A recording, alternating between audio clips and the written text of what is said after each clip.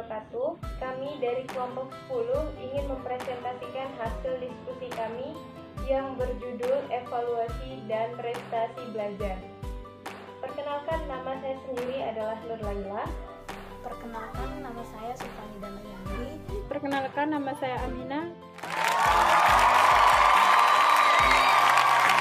Oke, di sini saya ingin menjelaskan tentang apa sih evaluasi. Jadi, evaluasi sendiri adalah penilaian terhadap tingkat keberhasilan siswa dalam mencapai tujuan yang telah ditetapkan oleh sebuah program. Jadi, evaluasi sendiri itu biasa kita dengar dengan sebutan ujian tes atau ulangan. Evaluasi sendiri ini merupakan terjemahan dari bahasa asing, yaitu evaluation. Nah, di sini kita menggunakan pendapat dari Benjamin S. Bloom. Beliau itu mengatakan bahwa evaluasi adalah pengumpulan data-data yang cukup untuk dijadikan sebagai dasar penetapan. Evaluasi juga mempunyai dua tujuan. Yang pertama adalah tujuan khusus dan tujuan umum. Nah, yang pertama adalah memperoleh data pembuktian. Yang kedua adalah mengukur dan menilai. Dan tujuan khusus ini ada 5. Yang pertama, merangsang kegiatan siswa. Yang kedua, menemukan sebab-sebab kemajuan atau kegagalan. Dan yang ketiga adalah memperbaiki metode belajar.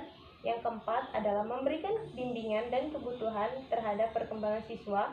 Dan yang kelima adalah memperoleh laporan tentang perkembangan siswa yang diperlukan oleh orang tua dan lembaga pendidikan.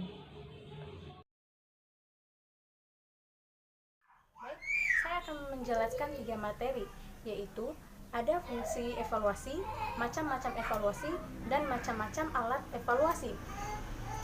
Yang pertama, fungsi evaluasi.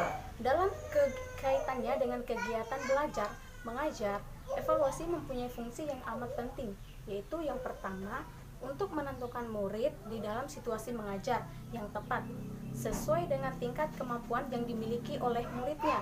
Yang kedua, untuk memberikan umpan balik kepada guru sebagai dasar untuk memberikan proses belajar.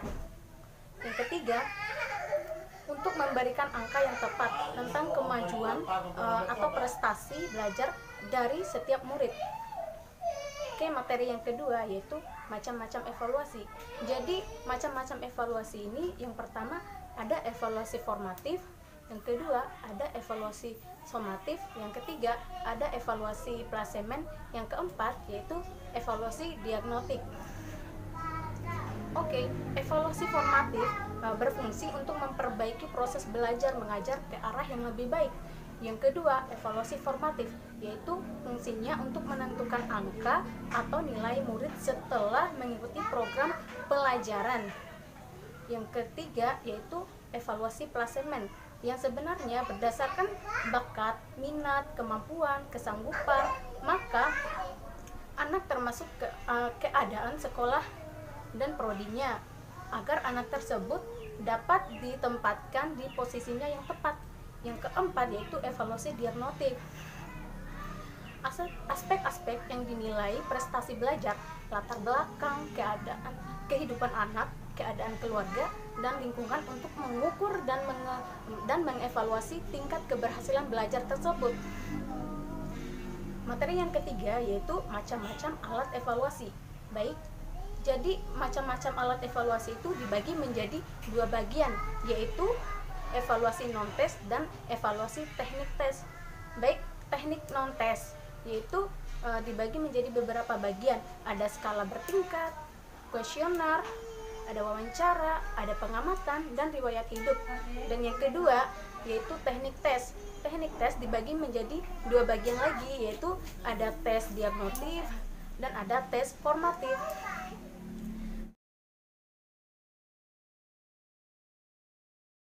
Saya akan presentasikan sebuah makalah, yakni syarat-syarat alat evaluasi dan macam-macam evaluasi di ranah fisiologi.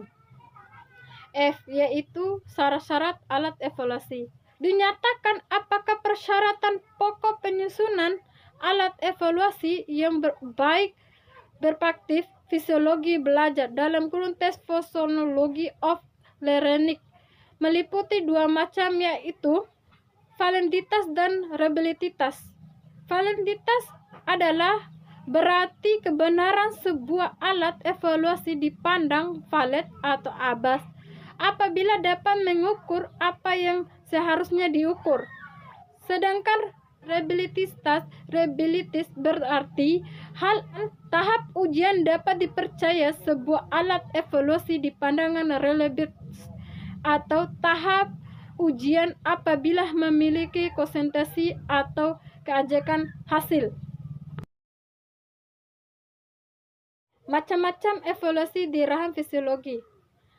Mengukurnya keberhasilan siswa berdimensi kognitif dapat dilakukan dengan berbagai cara, baik dengan tes tertulis maupun tes lisan dan perbuatan.